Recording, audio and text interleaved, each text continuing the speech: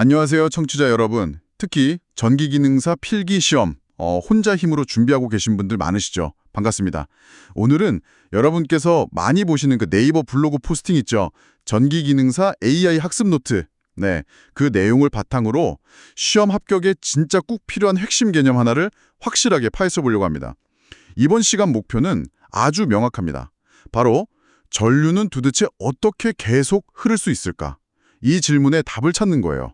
뭐랄까 전기회로의 심장 같은 개념이죠. 이 블로그 포스팅에서 제시된 아주 중요한 질문 그리고 그 설명을 통해서요. 그냥 외우는 거 말고요. 좀 깊이 있게 이해하는 걸 목표로 한번 가보겠습니다.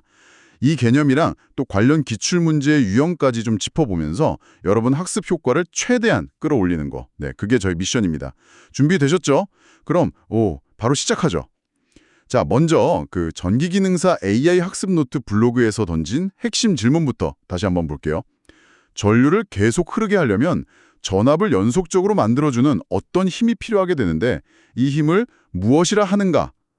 보기가 4개 있었어요. 1번 자기력, 2번 전자력, 3번 기전력, 4번 전기장.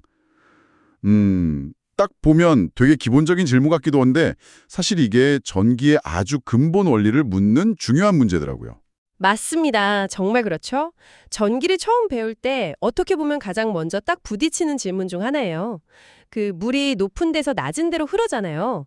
전류도 비슷하게 전위, 그러니까 전기적인 위치 에너지가 높은 곳에서 낮은 곳으로 흐르거든요.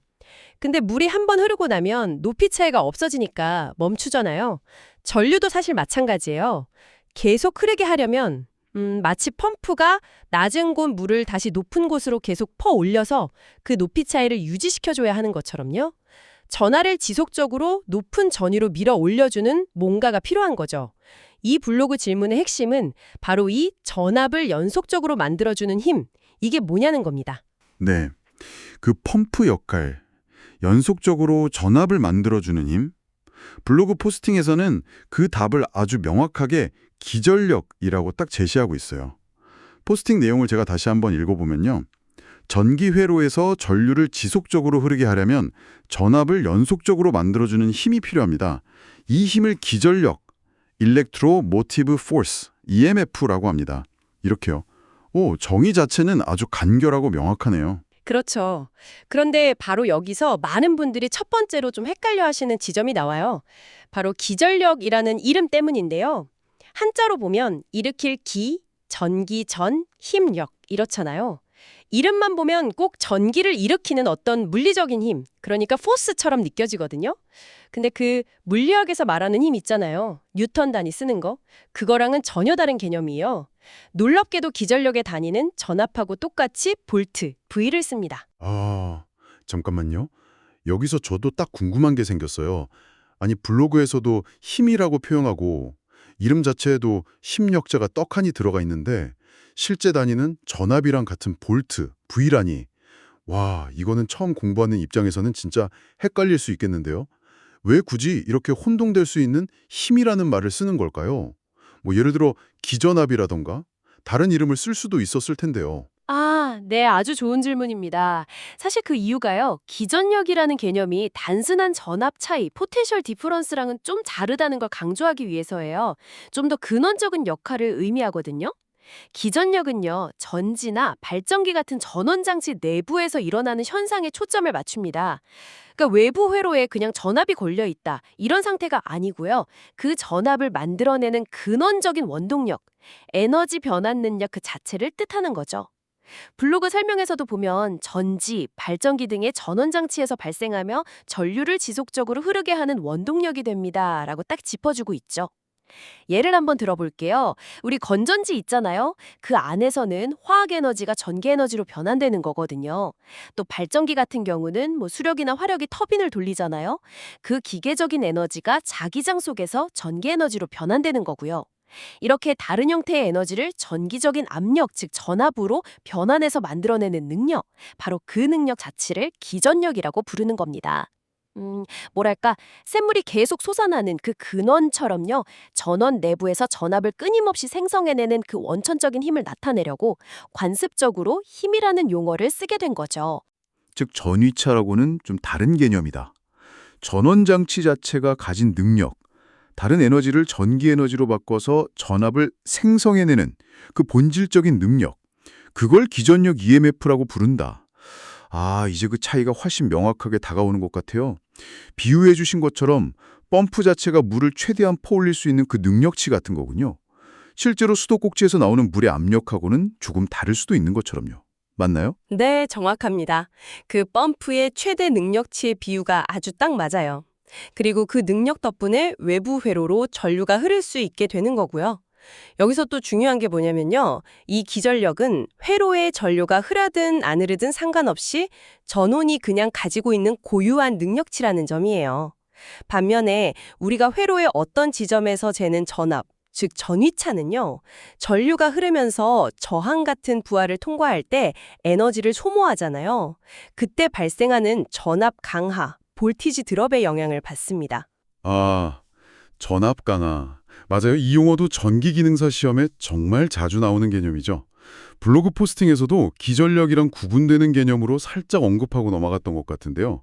그럼 방금 설명해 주신 걸 바탕으로 보면 기전력은 전압을 만들어내는 원천이고 전압 강화는 회로 안에 있는 저항 같은 부품들이 전압을 소모하는 현상이다.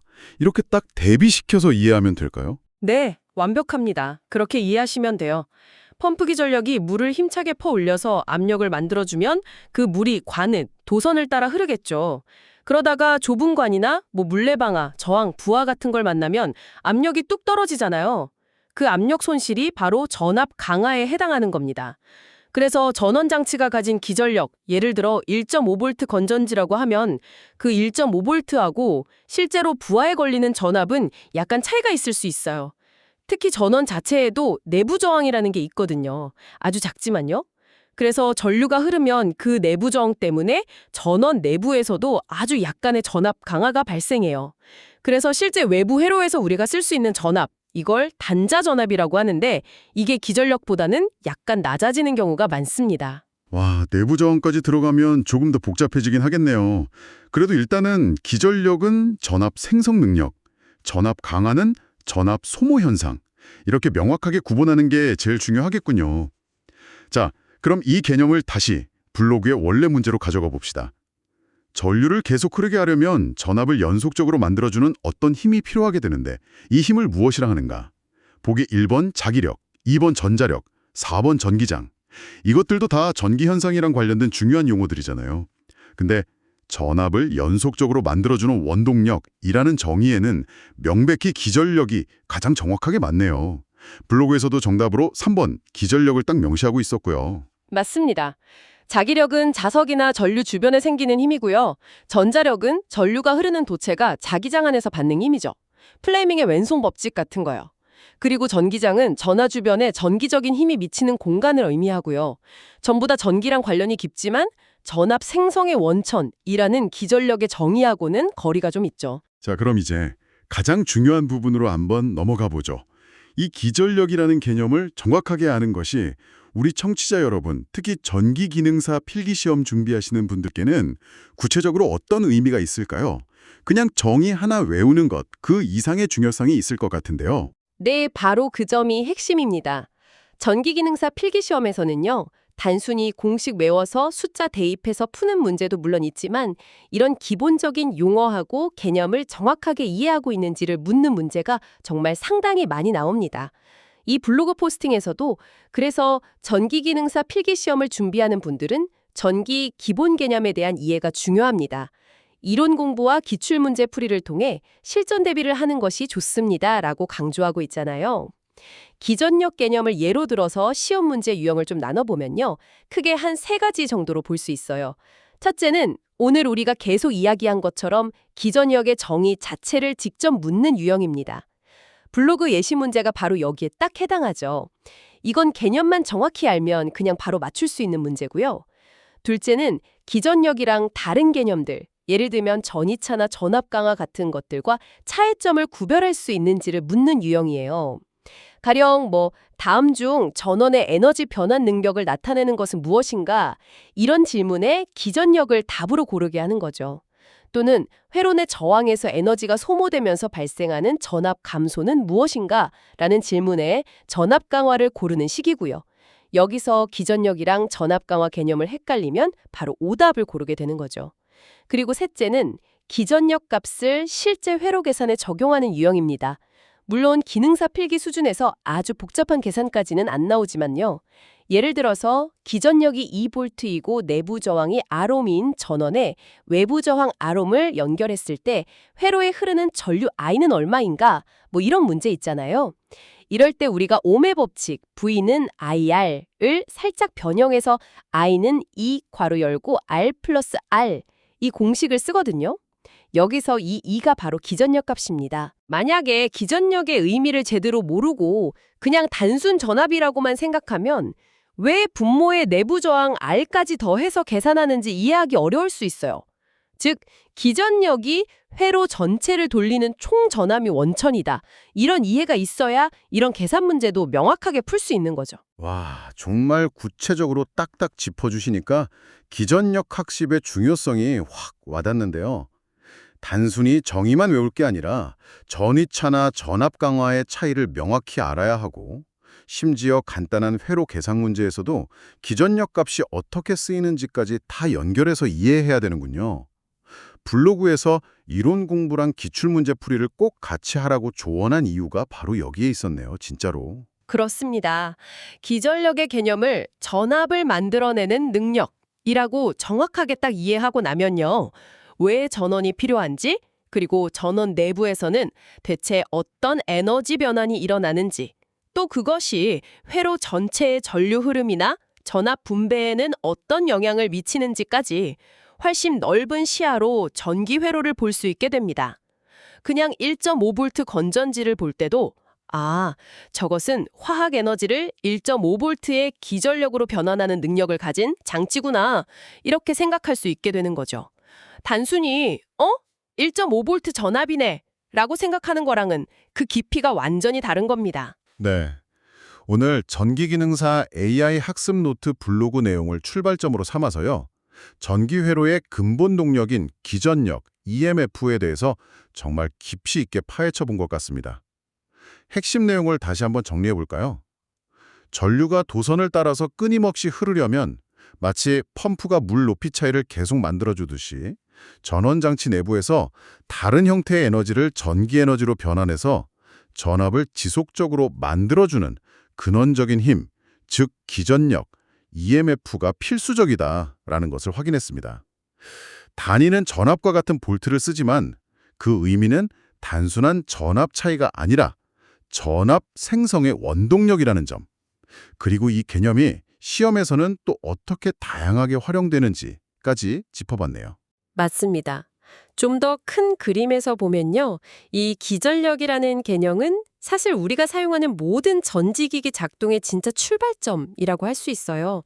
뭐 스마트폰 배터리부터 시작해서 자동차의 발전기, 또 우리 가정의 전기를 보내주는 발전소의 그 엄청나게 큰 발전기까지요. 형태는 다 다르지만 전부 다 각자의 방식으로 기전력을 만들어내고 있는 거거든요. 그걸로 우리 생활에 필요한 전기 에너지를 공급하는 거죠. 이 근본적인 에너지 공급 능력이 없다면 아무리 복잡하고 정교한 전자회로라도 그냥 고철덩어리죠. 무용지물입니다. 기전력이야말로 정말 우리 현대 문명을 움직이는 보이지 않는 심장이다 이렇게 말할 수도 있겠네요. 보이지 않는 심장. 와, 기전력의 중요성을 아주 잘 나타내는 멋진 표현 같습니다.